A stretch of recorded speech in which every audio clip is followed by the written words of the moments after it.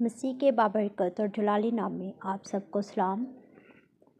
کلام مقدس میں سے آج ہم سیکھیں گے کہ ہمارا انتخاب کرنا، ہمارا چننا، ہمارا چوز کرنا کیسا ہونا چاہیے۔ جب ہم کسی چیز کا انتخاب کرتے ہیں، کسی چیز کو اپنے لیے چنتے ہیں، تو اس کے لیے ہمیں کس طرح سے فیصلہ کرنا چاہیے۔ کیا ہماری آنکھوں کے مطابق جو چیزیں ہماری آنکھوں کو اچھی لگتی ہیں، جو ہمیں بھاتی ہیں، کیا وہ ہمارے لیے اچھی ہیں یا نہیں؟ ہمیں آج بائبل مقدس میں سے اس بات پر سیکھیں گے کہ جو چیزیں ہماری آنکھوں کو اچھی لگتی ہیں، کیا ان کی گہرائی، ان کے اندر بھی اتنا ہی اچھا پن ہے یا محض ہم اپنے آپ کو دھوکہ دیتے ہیں۔ بائبل مقدس میں سے آج ہم دیکھیں گے عہد عتیق میں سے پیدائش کی کتاب، اس کے 13 باب اور اس کے 10 آیت میں سے آج ہم دیکھیں گے۔ تب لوط نے آنکھ اٹھا کر یردن کی ساری ترائی پر جو زگر کی طرف ہے نظر دوڑائی، کیونکہ وہ اس سے پیشتر کے خداوند نے سدوم اور عمورہ کو تباہ کیا، خداوند کے باغ اور مصر کے ملک کی مانند خوب سیراب تھی۔ سو لوط نے یردن کی ساری ترائی کو اپنے لیے چن لیا اور وہ مشرق کی طرف چلا اور وہ ایک دوسرے سے جدا ہو گئے۔ ابرام تو ملک کنعان میں رہا اور لوط نے ترائی کے شہروں میں سکونت اختیار کی اور سدوم کی طرف اپنا ڈیرا لگایا، اور سدوم کے لوگ خداوند کی نظر میں نہایت بدکار اور گناہ گار تھے۔ کلام مقدس کے پڑھے، سنے اور قبول کیے جانے پر خداوند کی برکت ہو، آمین۔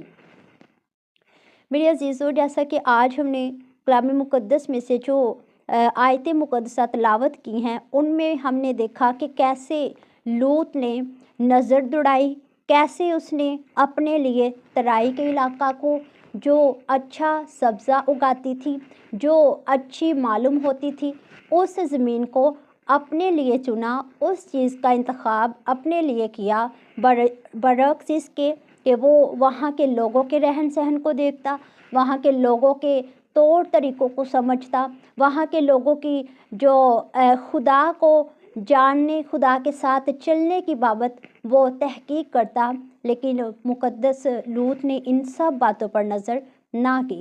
سب سے پہلے ہم دیکھیں گے کہ چناؤ کا سبب جو ہے وہ کس وجہ سے وہ چننے والے بنے، اس کے پیچھے کیا وجہ تھی جس کی وجہ سے وہ الگ ہوئے۔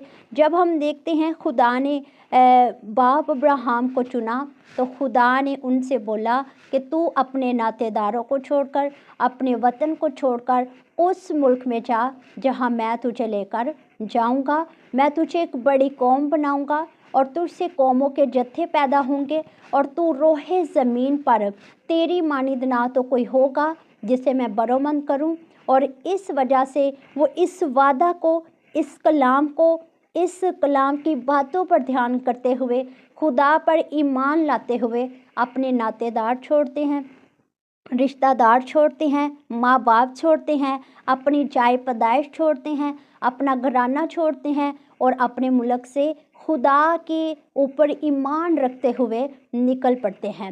اور جب وہ وہاں سے نکلتے ہیں، وہاں سے اس جگہ کو چھوڑتے ہیں، اس جگہ کو ترک کرتے ہیں، وہ ٹھکانہ جہاں خدا نے ان کو نکالا، وہ جگہ جہاں خدا نے ان کا رہنا نامناسب سمجھا، جب انہوں نے اس کو چھوڑ دیا، تو آسمان کے خدا نے بھی ان کو آہستہ آہستہ بڑھانا شروع کر دیا۔ اور لکھا ہے کہ جب خدا نے ان کو بڑھایا، تب ان کے پاس مویشی، بھیڑ بکریاں اس قدر تعداد میں زیادہ ہو گئی، باکثرت ہو گئی کہ ان کے پاس اس قدر مال کی فراوانی ہوئی کہ جو ان کے چرواہے تھے وہ آپس میں جھگڑنا شروع ہو گئے۔ اور جب دیکھتے ہیں باپ ابراہیم اس بات کو دیکھتے ہیں، تو وہ اپنے بھتیجے لوط سے کہتے ہیں کہ میرے اور تیرے درمیان جھگڑا نہ ہو، میرے اور تیرے چرواہوں کے درمیان جھگڑا نہ ہو۔ اور جب انہوں نے الگ ہونے کا فیصلہ کیا، تو انہوں نے اپنی بات کو لوط پر مسلط نہیں کیا، उन्होंने अपनी राय तो दी, लेकिन फैसला करने का हक लूत को दिया कि वो किस हिस्सा को चुनते हैं, वो किस जगह का इंतखाब करते हैं। बाप अब्राहम उनसे कहते हैं कि अगर तू दाएं जाए तो मैं बाएं जाऊंगा, अगर तू बाएं जाए तो मैं दाएं जाऊंगा। और यहाँ पर देखा जाए, सबसे पहली बात उन्हें अपने जो उस्ताद थे, उन्हें अपने रहनुमा मुकद्दस बाप अब्राहम की बात को इज़्ज़त देने की भी ज़रूरत थी, लेकिन उन्होंने यहाँ पर दी नहीं। पहली बात, उन्होंने इस बात को तर्क किया और ख़ुद से फ़ैसला करने के लिए उन्होंने उस ज़मीन का इंतखाब किया। कलाम में लिखा है कि यरदन की सारी तराई पर जो जुगर की तरफ है, लूत ने नज़र दौड़ाई और अपने लिए अच्छा हिस्सा चुनने का फ़ैसला किया। और देखा जाए तो उन्होंने फ़ैसला करने का हक, चुनाव का हक अब्राहम को नहीं दिया, लेकिन यहाँ पर वही चुनाव उनके लिए मुश्किल का सबब बन जाता है। वहाँ के लोग क्या थे? कलाम में लिखा है कि सदूम के लोग खुदावंद की नज़र में नहायत बदकार और गुनाहगार थे। बेशक वो जगह अच्छी थी, वहाँ सब्ज़ा बहुत ज़्यादा था, वो उम्दा बीज बोने वाली, उम्दा फल देने वाली जगह थी, लेकिन वहाँ के लोग अच्छे नहीं थे। वहाँ के लोगों का चाल चलन अच्छा नहीं था, लोगों का तरीक़ाकार बहुत गलत था और वो खुदा से कोसों दूर थे, और इस वजह से खुदा उनसे नाराज़ था और खुदा ने सदोम और अमोरा को तबाह किया।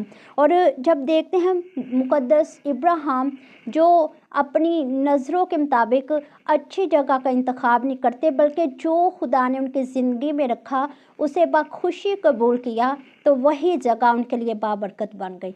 जब वो लिखा है कि उन्होंने मुल्क किनान में ही रहना पसंद किया, वहाँ पर ही उन्होंने अपने डेरे डाले और रहना शुरू किया, तो खुदा ने वहाँ पर जो अच्छी जगह नहीं थी, अच्छा सब्ज़ा नहीं था, अच्छी ज़मीन नहीं थी, खुदा ने वहाँ के लोगों को भी उनका दोस्त बनाया, वहाँ की ज़मीन भी उनके लिए अच्छा बीज बोना शुरू हो गई। और जब लूत की ज़िंदगी में देखते हैं, उन्होंने अपनी आँखों के मुताबिक फ़ैसला किया, अच्छी जगह का इंतखाब किया, लेकिन उन्होंने गहराई में जाकर नहीं देखा, खुदा के बंदा को इज़्ज़त नहीं दी और खुदा के बारे में नहीं सोचा, तो वही जगह उनके लिए एक मुसीबत का बायस बन गई। लिखा है कि सदूम और अमोरा के लोग इस कदर गुनाहगार थे, इस कदर बदकार थे कि वो लूत के साथ बुरा सलूक करने की कोशिश करते हैं, और जब वो इतना बुराई पर आमादा हो जाते हैं तो खुदा ने आसमान पर से आग और गंधक भेजकर सदूम और अमोरा के लोगों को भस्म किया।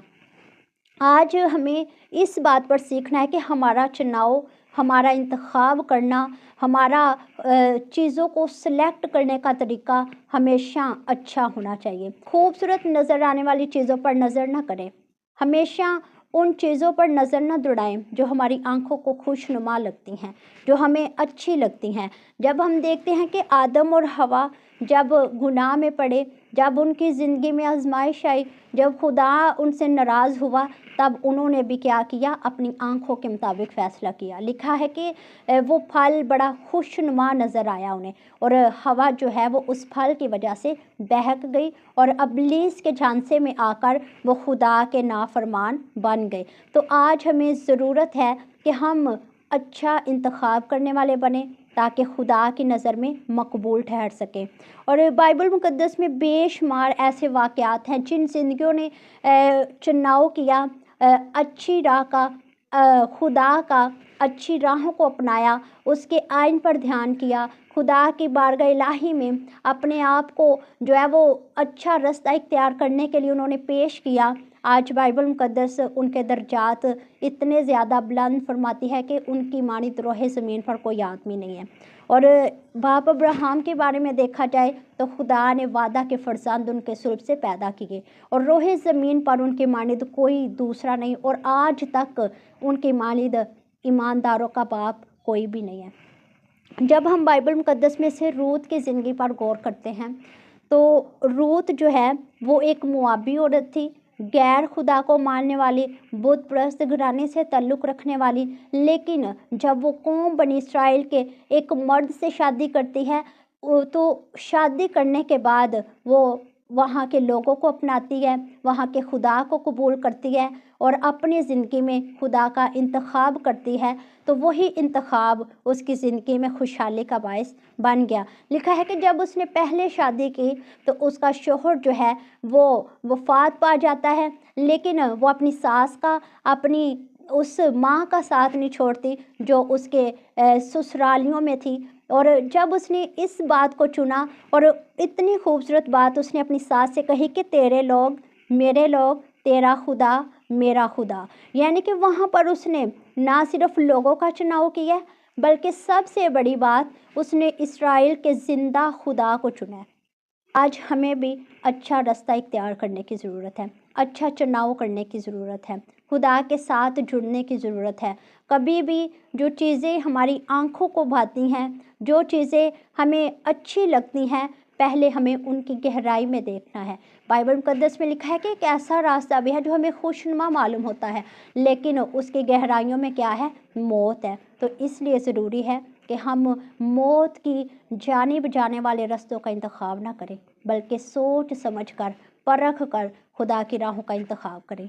जब हम बाइबल मुक़द्दस में से देखते हैं मार्था और मरियम जो खुदा की खिदमत करने वाली, खुदा को कबूल करने वाली, खुदा के साथ रफ़ाक़त रखने वाली थी, लेकिन जो खिदमत करने वाली बहन थी वो यीशु मसीह की खिदमत करती और यीशु मसीह से शिकायत करती है अपनी बहन के बारे में कि मेरे साथ काम में, मेरे साथ जब मैं मशक्क़त करती हूँ, खिदमत का काम करती हूँ तो मेरे साथ काम काज नहीं करती, बल्कि क्या करती है? सिर्फ़ कलाम को सुनती है। और ए मालिक, ए खुदावंद, तेरे साथ रफ़ाक़त रखने में, तेरे कदमों में बैठने में क्या करती है? खुशी महसूस करती है। लेकिन यीशु मसीह वहाँ पर उसे इतनी खूबसूरत बात कहते हैं कि तू किन चीज़ों के फ़िक्र तरद्दुद में है।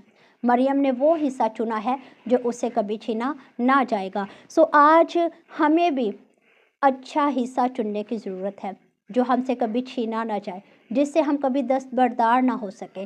दुनिया की सारी चीज़ें, दुनिया की सारी ऐशो इशरत, दुनिया का सारा आराम, दुनिया की सारी रंगीनियाँ, दुनिया की सारी जो है वो उल्फत दुनिया ही में ख़त्म होगी। सो इसलिए ज़रूरी है कि हम उस अच्छे हिस्से को चुनें जो हमसे कभी छीना ना जाए। हम आसमानी खुदा की राहों को चुनें, हम आसमानी मकाम में खुदा के साथ सुकूनत करने वाले उन मकानों को चुनें जो हमसे कभी छीना ना जाए। कलाम में लिखा है कि अपना माल भी वहाँ जमा करो जहाँ ना चोर चुराता और नकब लगाता और ना छीनता है। सो इसलिए अपनी राहों का अपना इंतखाब, अपनी सिलेक्शन, अपना हमारा चूज़ करने का तरीका हमेशा जो है वो अच्छा होना चाहिए। कभी अपनी नज़रों को, अपने दिल को, अपनी सोच को धोखा ना दें, बल्कि अपने आप से मोहब्बत करते हुए हमेशा अच्छी राह का इंतखाब करें, खुदा का इंतखाब करें। सो इस कलाम के वसीला से